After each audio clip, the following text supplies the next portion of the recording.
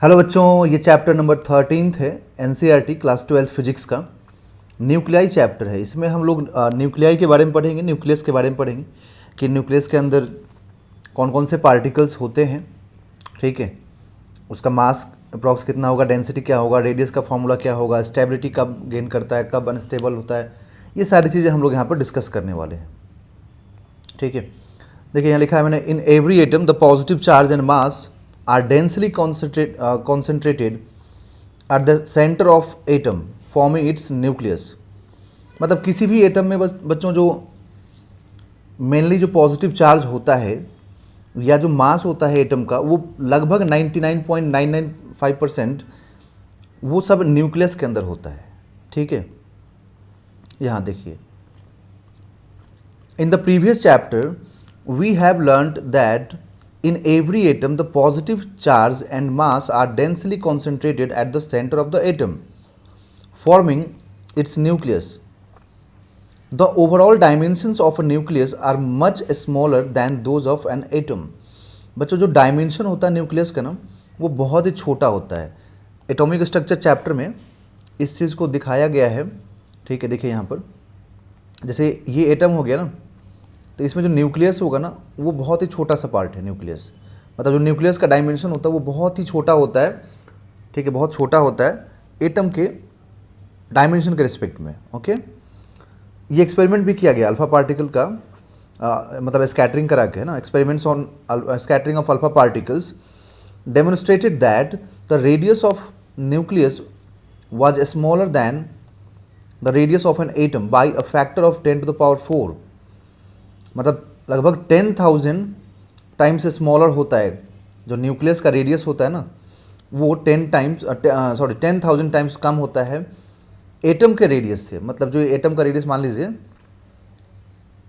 यहाँ पर अगर ये R1 है और न्यूक्लियस का R2 है, तो ये जो R1 अपॉन जो R2 होगा ना, ये लगभग 10 to the power 4 होगा ratio.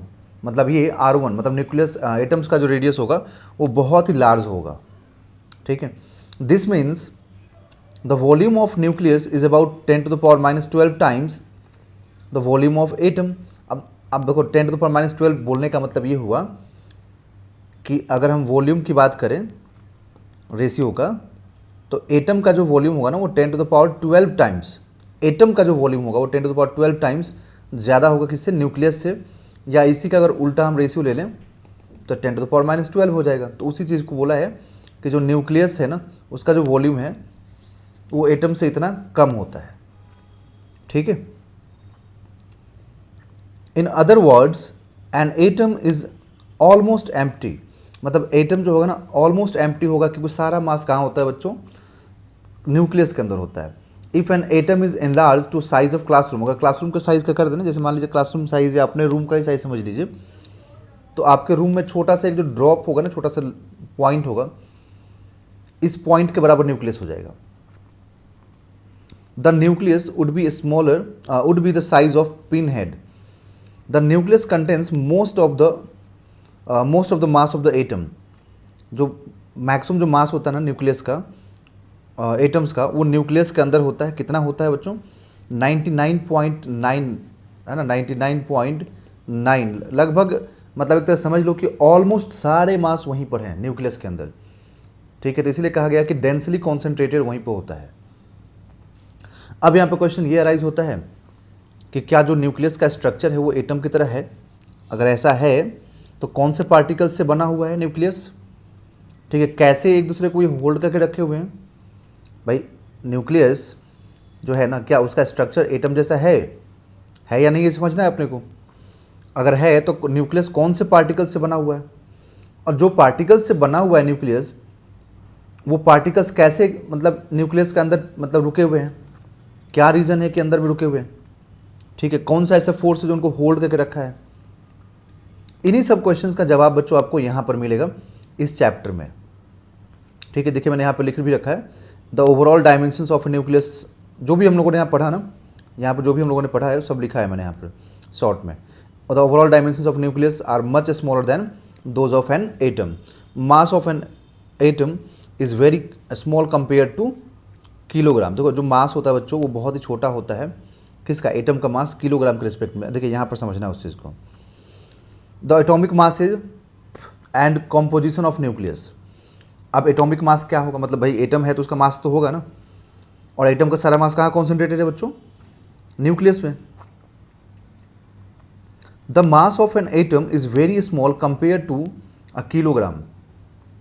For example mass of a carbon atom C12 is 1.992647 into 10⁻⁻26। अब देखिए ये -26 है पावर यहाँ पर, तो सोचो कितना कम है ये। तो इतना कन्वीनियंट वे नहीं है केजी में, मतलब किलोग्राम में रिप्रेजेंट करना मास को कन्वीनियंट वे नहीं है, ठीक है ना, क्योंकि देखो किलोग्राम में कितना छोटा आ रहा है, बहुत ही छोटा आ रहा है ना यहाँ पर। तो यही वही बोला गया, kilogram is not a very convenient unit to measure such small quantities, therefore a different mass unit is used for expressing atomic masses. This unit is the atomic mass unit.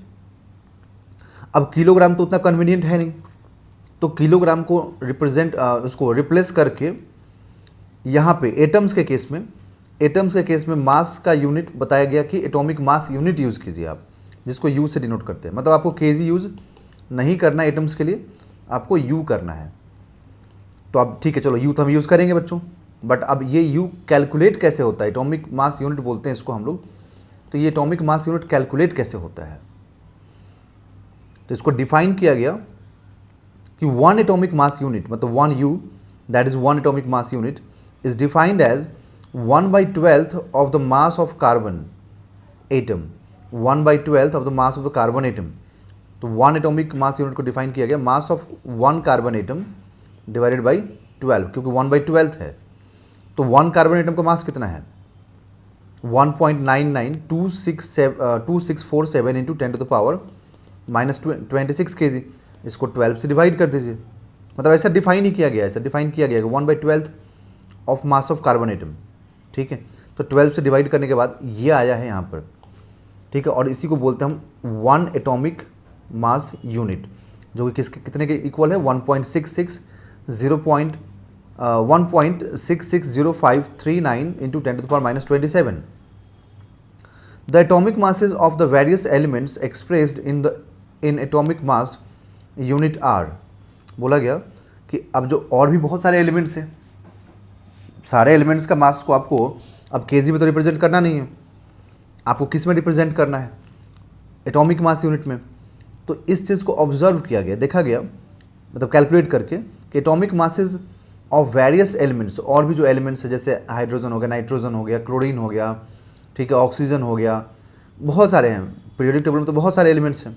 सभी के मास को एटॉमिक मास यूनिट में जब represent किया गया तो वहाँ पे ये मिला हम लोगों को कि जो भी एटॉमिक मास यूनिट होगा close to being integral multiples of mass of hydrogen. आप क्वांटाइजेशन ऑफ चार्ज पढ़े होंगे इलेक्ट्रोस्टैटिक में, अगर आप नहीं पढ़े हैं तो ज़रूर देखिएगा, मैंने वीडियोज़ अपलोड कर रखा है इलेक्ट्रोस्टैटिक पे, क्वांटाइजेशन ऑफ चार्ज। ये क्या बोलता है कि जो भी चार्ज होगा, मान लो किसी बॉडी पर 2 कूलम चार्ज है, तो ये 2 कूलम जो चार्ज है ना, वो integral multiple of smallest unit of charge that is electron के बराबर होगा। मतलब इलेक्ट्रॉन का चार्ज इंटू ये एन इंटीजर। तो उसी टाइप से यहाँ बोला गया कि हम किसी भी एलिमेंट का जो एटॉमिक मास यूनिट हम कैलकुलेट करेंगे ना, तो वो n into atomic mass unit of hydrogen, hydrogen का एटॉमिक मास यूनिट जो होगा ना, उसका इंटीग्रल मल्टीपल होगा। There are however many striking exceptions to this rule. वैसे तो बोला गया कि ठीक है integral multiples of mass of hydrogen होगा, बट कुछ एक्सेप्शंस तो होते ही हैं, कुछ ऐसे अपवाद होते हैं जो रूल्स को फॉलो नहीं करते हैं। For example atomic mass of chlorine is 35.46। ना ये 35 है और ना ही ये 36 है, ठीक है, ना 35 है ना 36 है, ये 35.46 है। तो ये इंटीजर तो हुआ नहीं, क्या इंटीजर हुआ ये इंटीजर नहीं है, ठीक है। तो ये एक एक्सेप्शन आता है यहाँ पर बच्चों। Accurate measurement of atomic masses is carried out with mass spectrometer. अब कैसे हम मतलब कैलकुलेशन करते हैं, कैसे मेजरमेंट होता है, तो एक मास स्पेक्ट्रोमीटर डिवाइस है, उसी से यहाँ पर एक्यूरेट मेजरमेंट होता है। है ना, डिवाइस का नाम याद रखिएगा। The measurement of atomic masses reveals the existence of different types of atoms of same element. अब इसका क्या मतलब है देखिए, different types of atoms of same element मतलब एक ही एलिमेंट के डिफरेंट टाइप्स ऑफ एटम्स। जैसे मैं एग्जांपल के लिए ना हाइड्रोजन लेता हूँ, तो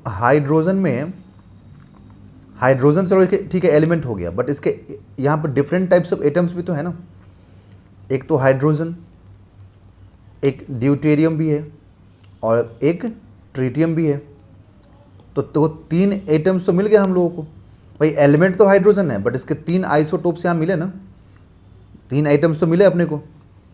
तो वही चीज़ बोला गया कि जब एटॉमिक मास का यहाँ पर मेजरमेंट किया गया तो वहाँ पे मतलब ऐसा हम लोगों को मिला कि एक ही एलिमेंट के डिफरेंट एटम्स हो सकते हैं, which exhibit the same chemical properties but differ in mass. जिनका केमिकल प्रॉपर्टीज तो सेम होगा, बट देखो मास में डिफरेंट होंगे। जैसे इसका 1 है तो ड्यूटेरियम का 2 है, ट्रिटियम का 3 है, तो मतलब मास नंबर सेम नहीं हो सकता, डिफरेंट हो सकता है, बट केमिकल प्रॉपर्टीज सेम रहेगा।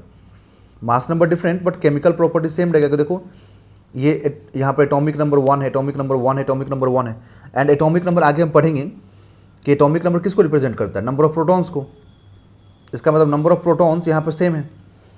आगे हम ये भी पढ़ेंगे कि जब नंबर ऑफ प्रोटॉन्स सेम होता है तो हम क्या बोलते हैं उसको, आइसोटोप्स। ठीक है, तो इसलिए बोला गया कि केमिकल प्रॉपर्टी सेम रहेगा बट मास अलग अलग होगा।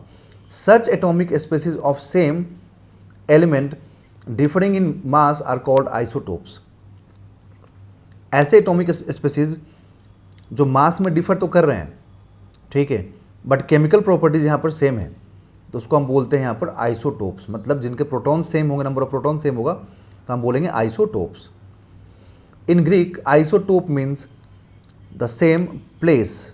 Isotopes means the same place, that is they occur in the same place in the same periodic table, ठीक है, ऑफ एलिमेंट्स। मतलब पीरियोडिक टेबल में ये एक ही जगह तीनों मिलेंगे, ठीक है ना, तीनों एक ही जगह मिलेंगे। It was found that practically every element consists of mixture of several isotopes। मतलब ये भी मिला है कि प्रैक्टिकली देखा गया है कि जो एलिमेंट्स होते हैं ना, हर एक एलिमेंट कुछ आइसोटोप्स के मिक्सचर होते हैं। जैसे ये हाइड्रोजन है तो ये 3 आइसोटोप का मिक्सचर है, ठीक है। अब जैसे यहाँ पे देखिए क्लोरीन का एग्जाम्पल लिया है, the relative abundance of different isotopes differ from element to element. अब किसका कितना कंट्रीब्यूशन होगा, मान लीजिए जैसे हाइड्रोजन है, तो हाइड्रोजन में हो सकता है कि ये 20% का कंट्रीब्यूशन दे रहा हो सकता है ये 30% का कंट्रीब्यूशन दे रहा हो, और ये 50% का दे रहा हो, तो ये तीनों मिला के कितना हो गया 100%। तो हो सकता है कि इनका कंट्रीब्यूशन अलग अलग हो। इसका जो एबेंडेंस, रिलेटिव एबेंडेंस का मतलब यही होता है, यहाँ पर जो रिलेटिव एबेंडेंस है, तो रिलेटिव अबेंडेंस का मतलब यही होता है कि एक दूसरे के रिस्पेक्ट में कौन कितना ज़्यादा यहाँ पर कंट्रीब्यूशन से बना हुआ है। जैसे मान लो कि इसका अबेंडेंस 20% है, मतलब ये 20% है हाइड्रोजन में, ये 30 है, ये 50 है। ये जस्ट मैंने एग्जाम्पल लिया है, कितना परसेंट है अभी मालूम नहीं है ना, जस्ट एक एग्जाम्पल लिया है। तो इसको आप मतलब रियल वैल्यू मान के सॉल्व मतलब याद मत रखिएगा, जस्ट एग्जाम्पल लिया कि 20% मान लो अगर है, ये 30% है, 40% है, तो इसका रिलेटिव एबेंडेंस कितना हो गया 20, इसका 30, इसका 50। तो रिलेटिव एबेंडेंस का मतलब यही हुआ कि भाई कौन कितना परसेंट कंट्रीब्यूट कर रहा है। फॉर एग्जाम्पल क्लोरीन देखिए, हैज़ 2 आइसोटोप्स। क्लोरीन के 2 आइसोटोप्स हैं, हैविंग मास इज 34.98 U, मतलब इतना एटॉमिक। अब देखो 34.98 का मतलब क्या हुआ, अप्रॉक्स में 35 हुआ, एंड 36.98 U, मतलब U मतलब एटॉमिक मास यूनिट, तो ये लगभग 37 हो गया। Which are nearly integral multiples of mass of hydrogen, मतलब नियरली इंटीग्रल मल्टीपल हो गया ना, क्योंकि 37 है ये, और ये क्या है 35 है। The relative abundance of this isotopes are 75.4 and 24.6%। ठीक है, मतलब ये जो क्लोरीन बना है ना, ठीक है, 2 आइसोटोप से, दोनों का एटॉमिक मास यूनिट दिया हुआ है, ठीक है, बट इसमें दोनों का देखो जो परसेंटेज है, भाई क्लोरीन बना है तो परसेंटेज तो दोनों का होगा ना, कुछ इसका परसेंट कुछ इसका परसेंट, दोनों का मिलकर कितना हुआ होगा, 100% क्लोरीन हुआ होगा। तो इसका जो है ना वो 75.4 है, जबकि इसका कितना है 24.6% है।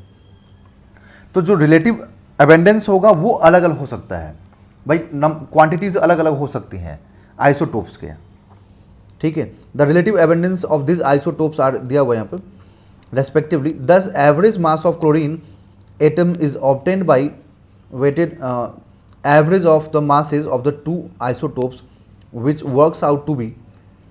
अब इसका परसेंटेज इसमें मल्टीप्लाई कीजिए, इसका परसेंटेज इसमें मल्टीप्लाई कीजिए, डिवाइडेड बाई 100 कीजिए, क्योंकि अपने को तो क्या चाहिए, टोटल मास चाहिए ना इसका। तो 35.47 आया, जो कि देखिए यहाँ पर क्लोरीन का एक्सेप्शन लिया था ना 35.47, और यहाँ पे 35.46 दिया, उससे कोई दिक्कत नहीं, उतना चलता है डिफरेंस। तो देखिए ये जो है ना, अब जो क्लोरीन आया है तो बना तो इनसे था, तो ये तो दोनों तो क्या दिख रहा है यहाँ पे कि integral multiple of atomic mass of hydrogen है। बट यहाँ जो फाइनली आया दोनों से जो मिल के बना है क्लोरीन, ये तो इंटीजर नहीं है, ठीक है, फ्रैक्शन में आ गया। तो यहाँ पर ये एक्सेप्शन में आ जाता है, ठीक है, एक्सेप्शन में आ गया। Even the lightest element hydrogen has 3 isotopes, hydrogen के भी 3 आइसोटोप्स हैं, जैसा कि मैंने आपको यहाँ बताया कि 3 आइसोटोप्स हैं, ठीक है। 3 isotopes having masses 1.0078 U, 2.0141 U and 3.0160 U. The nucleus of lightest atom of hydrogen, which has relative abundance 99.985%, is called proton. यहाँ पे देखिए ये स्टेटमेंट बड़ी इंपॉर्टेंट है। The nucleus of lightest atom of hydrogen which has relative abundance of 99.985% is called proton. मतलब यहाँ पर जो सबसे लाइटेस्ट एलिमेंट जो यहाँ पर है ना, जो सबसे लाइटेस्ट एटम है हाइड्रोजन का, वो कितना है 1.0078 U है। उसका रिलेटिव अबेंडेंस कितना है 99.985%, मतलब सबसे ज़्यादा है ये। उसको हम क्या बोलते हैं, प्रोटॉन बोलते हैं। मतलब ये वाला पार्ट हो गया, ठीक है। The mass of proton is, mass of proton, proton का मास कितना होता है 1.00727 U, ठीक है, एटॉमिक मास यूनिट के टर्म में। बाकी वैसे केजी के टर्म में इतना होता है, हम सब लोग जानते हैं इस चीज़ को। This is equal to the mass of hydrogen atom that is 1.078 U, मतलब atomic mass unit, minus the mass of single electron. क्योंकि हाइड्रोजन में देखो एक यहाँ पर प्रोटॉन होगा तो एक मतलब इलेक्ट्रॉन भी होगा, ठीक है। तो जो इलेक्ट्रॉन का एटॉमिक मास यूनिट होता है बच्चों, वो 0.00055 U होता है।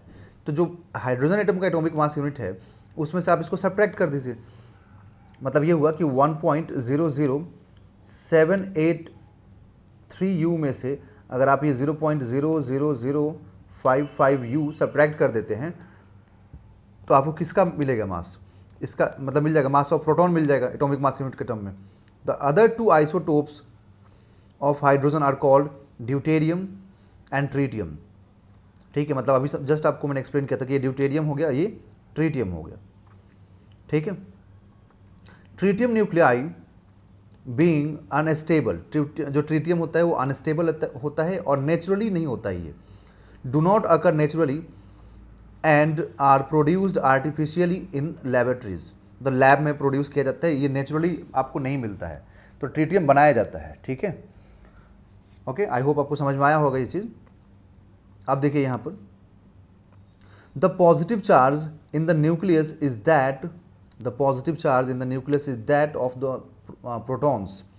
तो न्यूक्लियस के अंदर जो पॉजिटिव चार्ज होता है वो जस्ट बिकॉज ऑफ प्रोटॉन्स होता है, क्योंकि देखिए न्यूक्लियस के अंदर प्रोटॉन होता है, ये प्रीवियस चैप्टर में भी आप पढ़ चुके हैं, देख चुके हैं। मैं अब उस पर अपलोड करूँगा वीडियोज़, ठीक है। अभी प्रीवियस चैप्टर जो एटॉमिक स्ट्रक्चर उस पर अपलोड नहीं किया, करूँगा तो आप वहाँ से और अच्छे से समझ सकते हैं।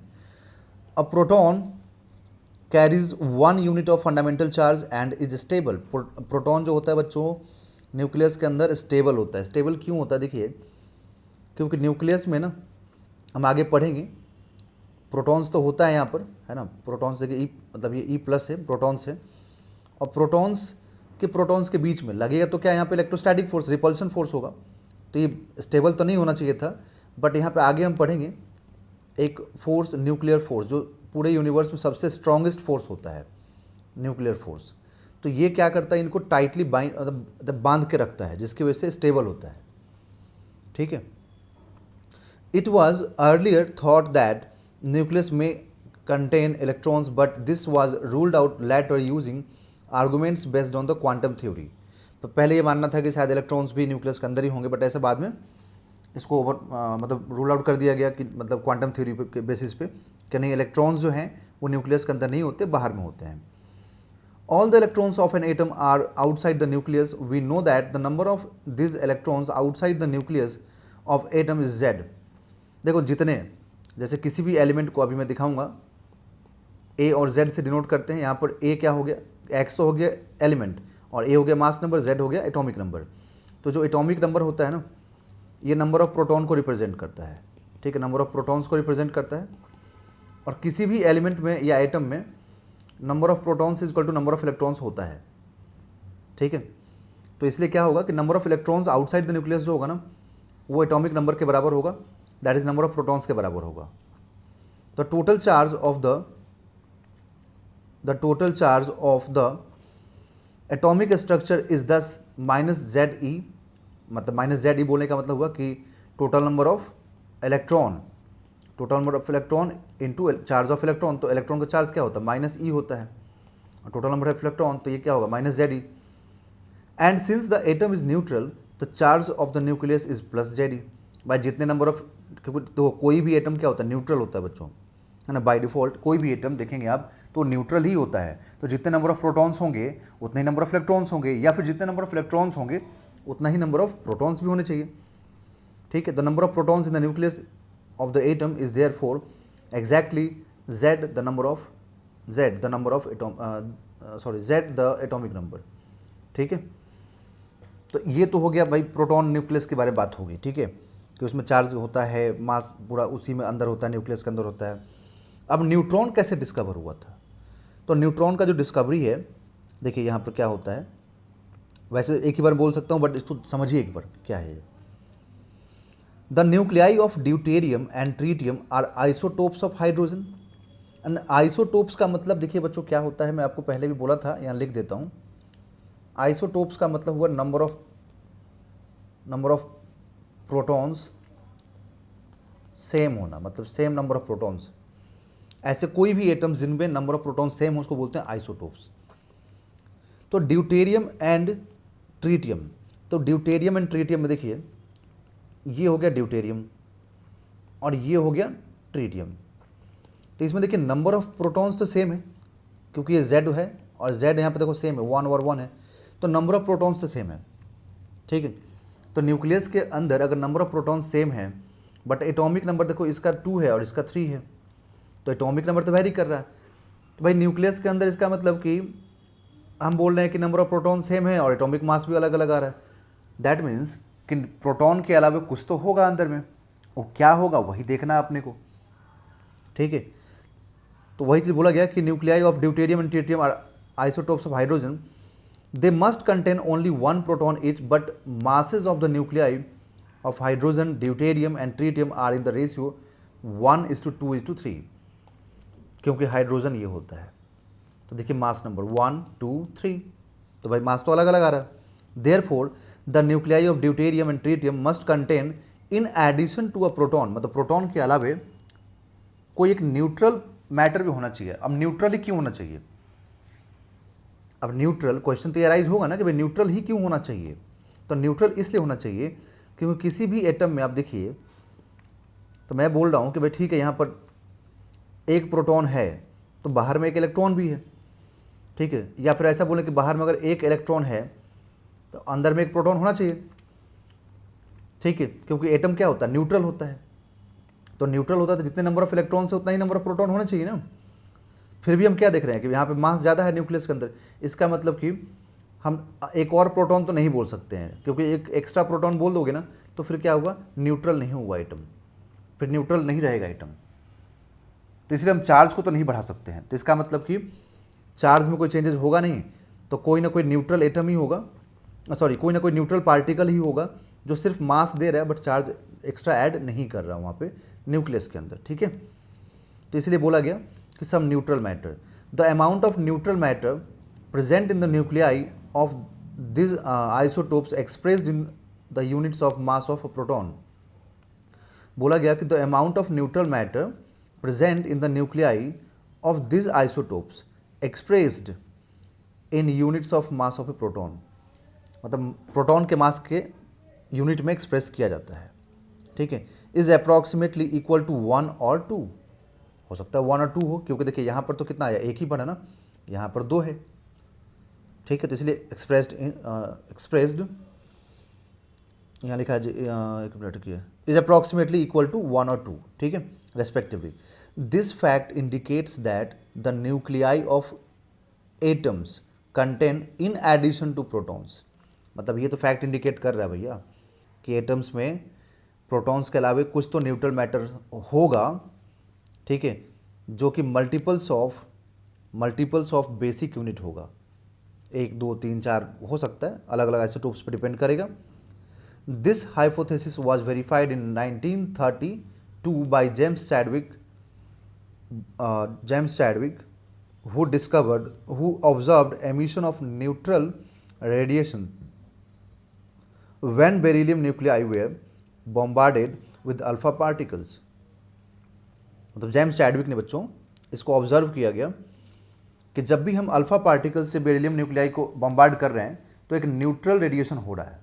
मतलब उनका ऑब्जर्वेशन था कि बेरिलियम के न्यूक्लियाई को जब आप अल्फा पार्टिकल से बम्बार्ड कीजिए तो उन्होंने देखा कि न्यूट्रल रेडिएशन हो रहा है, ठीक है। और अल्फा पार्टिकल्स क्या होते हैं बच्चों, हीलियम न्यूक्लियाई होते हैं, ठीक है, बाद में हम डिस्कस करेंगे इसी चैप्टर में।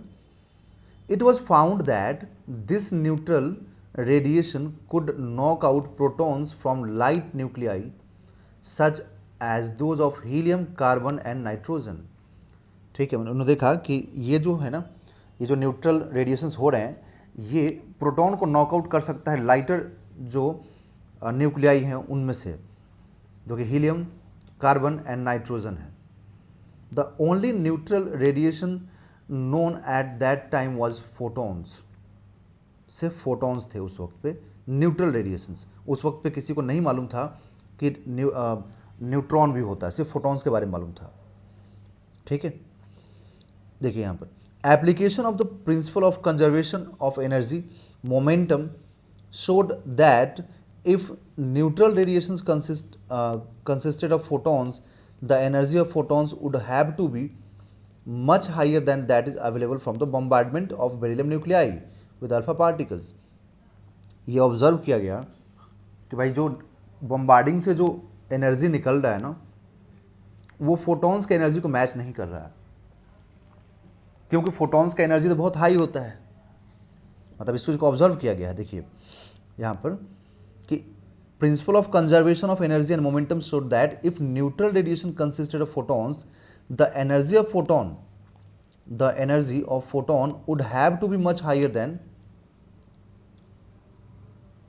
Then is available from the bombardment of nuclei with alpha particles. जो अल्फा पार्टिकल्स का हम बम्बार्डमेंट कर रहे हैं ना बेरिलियम न्यूक्लियाई पे, उससे ज़्यादा होता है बट ऐसा मिल नहीं रहा है, ठीक है। अब यहाँ से फिर पजल स्टार्ट हो गया कि भाई इसका मतलब कि फोटोन तो है नहीं, ठीक है, इसका मतलब कुछ और ही मिल रहा है, ठीक है बच्चों।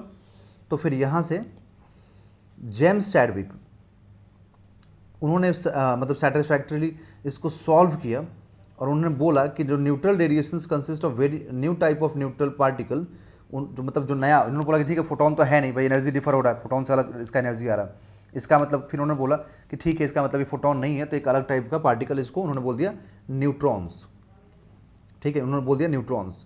From conservation of energy and momentum he was able to determine the mass of new particle as very nearly same as mass of proton. फिर उन्होंने conservation of energy and momentum वगैरह लगा करके फिर उन्होंने इसको प्रूव किया। अब देखिए हमें प्रूव करने के लिए नहीं आएगा एग्जाम में, है ना, बोर्ड एग्जाम में भी प्रूव करने के लिए नहीं आएगा कि आप प्रूव कीजिए कि ये न्यूट्रॉन है। आपको जस्ट मतलब याद रखना है कि जेम्स चैडविक ने इसको मतलब कैसे इसको प्रूव किया था, तो प्रूव किया था from conservation of energy and momentum. और उन्होंने ये प्रूव किया कि जो न्यूट्रल पार्टिकल है जिसको इन्होंने न्यूट्रॉन बोला है, उसका जो मास होगा वो प्रोटॉन के लगभग बराबर होता है। ठीक है, तो जो मास ऑफ न्यूट्रॉन है उसका जो एक्यूरेसी के साथ जो मास आया है वो होता है 1.00866 U, दैट इज़ 1.6749 इंटू 10⁻⁻27। और इस चीज़ के लिए उनको नोबेल प्राइज़ मिला था 1935 में। जो उन्होंने कंट्रीब्यूशन दिया, इस कंट्रीब्यूशन के लिए उनको नोबेल प्राइज़ भी मिला था बच्चों। अब देखिए, a free neutron unlike a free proton is unstable. ठीक है, ये जो फ्री न्यूट्रॉन होता है ना बच्चों, ये अनस्टेबल होता है। क्यों अनस्टेबल होता है? देखिए, क्योंकि ये जो है ना डिके होता है, इसको ऑब्जर्व किया गया कि ये अनस्टेबल है, इसलिए डिके होता है एक प्रोटॉन में, मतलब एक न्यूट्रॉन प्रोटॉन में कन्वर्ट हो जाता है। आगे पढ़ेंगे हम लोग इसी चैप्टर में रेडियो एक्टिविटी में। इसको ऑब्जर्व किया गया कि एक जो न्यूट्रॉन है ना वो प्रोटॉन में और इलेक्ट्रॉन में एंड एंटी न्यूट्रिनो में कन्वर्ट हो जाता है, मतलब डिके हो जाता है। ठीक है, अब एंटी न्यूट्रिनो क्या होता है हम पढ़ेंगे आगे चल के चैप्टर, इसी चैप्टर में। एक अनदर टाइप का एलिमेंट्री पार्टिकल होता है जो spin momentum, angular momentum, energy, conservation of momentum, इन सबको बैलेंस करने के लिए एमिट होता है। जो पॉली एक्सक्लूजन आप पढ़े होंगे केमिस्ट्री में, पॉली ने सजेस्ट किया था इस चीज़ को, जिसका मीन लाइफ मतलब 15 मिनट से भी कम होता है, मतलब अप्रॉक्स में कितना होता है 1000 सेकेंड्स होता है। ठीक है ना, 1000 सेकेंड्स होता है। इट इज़ स्टेबल, देखो it is how ever stable inside the nucleus, बाहर में मतलब फ्री, जब न्यूक्लियस के बाहर है न्यूट्रॉन तब तो स्टेबल नहीं है, बट न्यूक्लियस के अंदर स्टेबल है। क्योंकि अभी जो कुछ देर पहले बताया था कि न्यूक्लियस के अंदर कोई भी चीज़ स्टेबल इसलिए रहेगा, चाहे प्रोटॉन हो या न्यूट्रॉन हो, क्योंकि उसमें एक फोर्स एक्ट करता है, न्यूक्लियर फोर्स, जो न्यूक्लियॉन्स के बीच में एक्ट करता है, बहुत स्ट्रॉन्ग और फोर्स होता है। न्यूक्लियॉन्स क्या होता है अभी समझेंगे हम लोग। The composition of nucleus can now be described using the following terms and symbols. Z का मतलब होता है atomic number, that is number of protons. N का मतलब नंबर ऑफ न्यूट्रॉन्स, जो कि नंबर ऑफ न्यूट्रॉन्स हैं। और A का मतलब हो गया यहाँ पर मास नंबर, जो कि मास नंबर का मतलब हो गया कि number of proton plus number of neutrons. ठीक है, जिसको हम न्यूक्लियॉन्स बोलते हैं combinedly. One also uses the term nucleon for proton and neutron, मतलब कंबाइंडली हम इसको बोलेंगे न्यूक्लियॉन। ठीक है, दस the number of nucleons in an atom is its mass number, मतलब किसी भी एटम में अगर आपको नंबर ऑफ न्यूक्लियॉन्स फाइंड करना है या बताना है तो आप उसका मास नंबर देख लीजिए, और जो भी उसका मास नंबर है उसको बोल दीजिए कि उतना ही नंबर ऑफ न्यूक्लियॉन्स होगा। और नंबर ऑफ न्यूक्लियॉन्स क्या है, तो दोनों का एडिशन है, नंबर ऑफ प्रोटॉन और नंबर ऑफ न्यूट्रॉन का। न्यूक्लियर स्पेसिस और nuclides are shown by the notation X A Z, where X is chemical symbol of species. For example nucleus of gold, gold का देखिए यहाँ पर ए you से denote करते हैं 197 एंड 79। इट कंटेन्स 179 न्यूक्लियॉन्स, मतलब यहाँ पर ये 197 है ना मास नंबर, इसका मतलब कि 197 न्यूक्लियॉन्स होगा और 79 क्या होगा बच्चों, प्रोटॉन होगा। एंड जितने नंबर ऑफ प्रोटॉन है ना उतना ही नंबर ऑफ क्या होता है, इलेक्ट्रॉन भी होता है।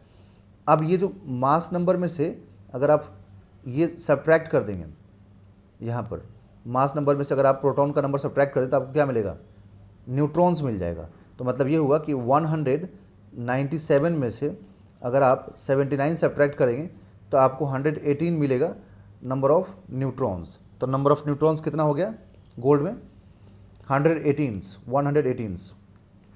ठीक है, the composition of isotopes and of an element can now be readily explained. The nuclei of isotopes of a given element contain the same number of protons. The nuclei of isotopes of a given element contain same number of protons. ठीक है, क्यों isotopes का मतलब क्या होता है, same number of protons होना, but differ from each other in their mass, in their number of neutrons. Number of neutrons में differ हो सकता है, जैसे मैं आपको दिखा रहा हूँ ना, हाइड्रोजन का एग्जाम्पल लीजिए, ड्यूटेरियम, ट्रीटियम। तो देखिए यहाँ पर सब्ट्रैक्ट कीजिए इन दोनों को, इसको और इसको, तो 2 आया न्यूट्रॉन, यहाँ पे इसको सब्ट्रैक्ट कीजिए तो 1 न्यूट्रॉन आया और यहाँ पे 0 न्यूट्रॉन है। ठीक है, तो यहाँ पर क्या होगा कि न्यूट्रॉन्स के नंबर्स में डिफर हो सकता है कोई भी आइसोटोप, बट प्रोटॉन क्या रहेगा, सेम रहेगा। जैसे ड्यूटेरियम इसका एग्जाम्पल है, जिसमें 1 प्रोटॉन कंटेन कर रहा, दूसरा जो है यहाँ पर इसमें 2 प्रोटॉन, एक प्रोटॉन और 2 न्यूट्रॉन कंटेन कर रहा है, जबकि इसमें क्या था, 1 न्यूट्रॉन और 1 प्रोटॉन कंटेन कर रहा था। The element gold has 32 isotopes.